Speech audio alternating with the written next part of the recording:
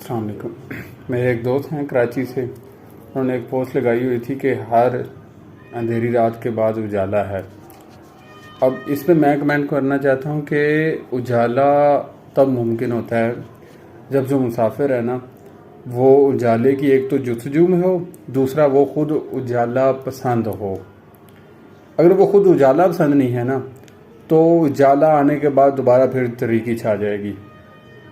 اس کا مطلب یہ ہے کہ ایک بندہ اس ملک میں اچھے حالات چاہتا ہے، انصاف چاہتا ہے، اگر وہ خود انصاف پسند نہیں ہے نا، وہ خود لوگوں کے ساتھ ظلم کرتا ہے، ناانصافی کرتا ہے، لوگوں کا حق مارتا ہے، جب اس سے موقع ملتا ہے وہ اپنا داؤ چلا لیتا ہے، انصاف سے کام نہیں لیتا، تب تک اس ملک میں انصاف نہیں آ سکتا۔